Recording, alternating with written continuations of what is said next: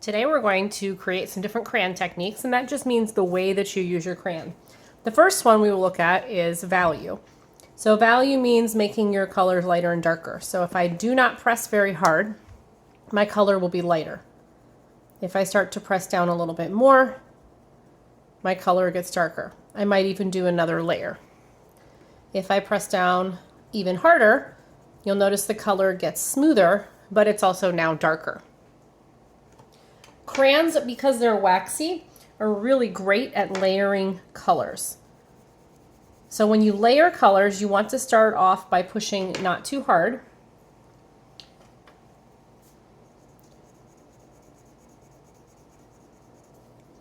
So I'm layering purple and blue, and I'm making a blue-violet color. And the more times I layer this, the smoother and more noticeable the mixing of colors will be.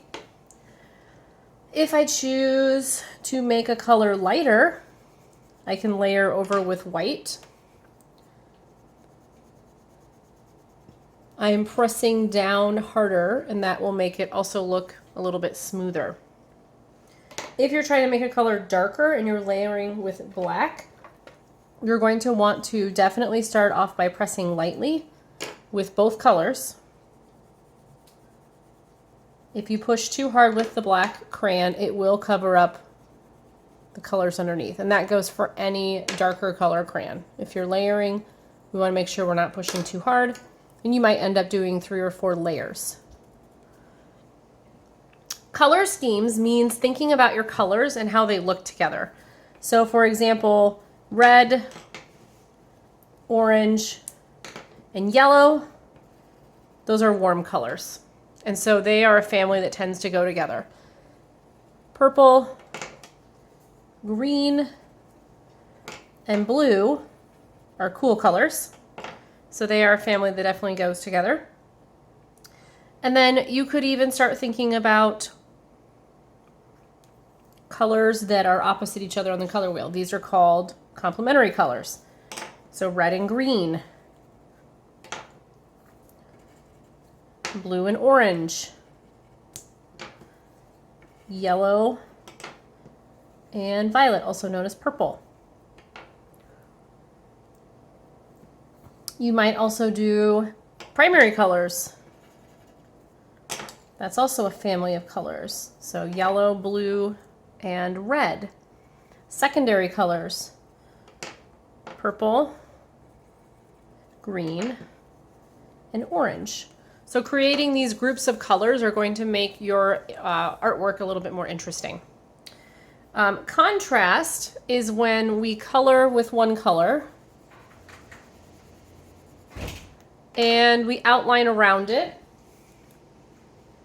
with a different color. So contrast just means difference. So maybe you're coloring different shapes, maybe you're drawing an animal, a building, and we're using different colors to outline. Oh, and Mrs. Hayes just made a mistake. She put variety instead of contrast. So we're gonna switch these two around. This is actually variety because I'm using different colors. And this one will be contrast. I got ahead of myself. So contrast would be if I'm coloring lightly with one color, and then I use the same color to press down a little bit harder and make an outline. So I'm using light and dark. So again, contrast means difference in values. Variety means difference in colors. Texture, because we can layer crayons, I can start with a lighter color and I can use the same color to add some designs over that. Or I might even choose to use a different color. So if I was drawing a snake, maybe I could add scales. And you can use any sort of lines and patterns to create this idea of texture. Maybe I do zigzag lines.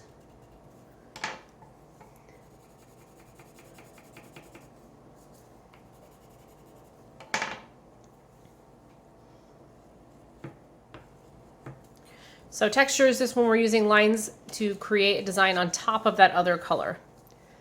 Blending just means that I'm going to blend my colors together. I could either use the same color, I could use a family of similar colors, so I might use all different purples. And I'm going to overlap my colors just a little bit so it looks like they're mixing into each other. Or I could use totally different colors to blend. If you're using similar colors and you really want it to look smoother, you could even go over it with a white crayon afterwards. And that will help smooth it out. Texture rubbing, anything that has a texture you can make a rubbing with. I grabbed a leaf, so I'm going to put that under my paper. And you can use a peeled crayon if you'd like, or you can also use the tip. So let's see what the difference looks like. So if I'm coloring with the tip, I can start to see the edge of that leaf. If I'm using a peeled crayon, I'm going to hold it on its side. And this takes a little bit less time to make a rubbing with the crayon on its side. So anything that feels bumpy can be used for texture rubbings. Bottom of your shoe, piece of bubble wrap, a leaf. All right, hatching is when lines cross over each other. So you can either use the same color, or to add a little bit more visual interest, you could use different colors for hatching. And Mrs. Hayes did it again. Silly me. See, teachers make mistakes too. I just showed you cross-hatching. Cross-hatching is when the lines cross over each other, like this. Hatching is where the lines do not cross over each other. These lines can curve, they can be straight. You could mix colors in between. They can change directions, they can be long, spread out. And then the last one I'm going to show you today is stippling.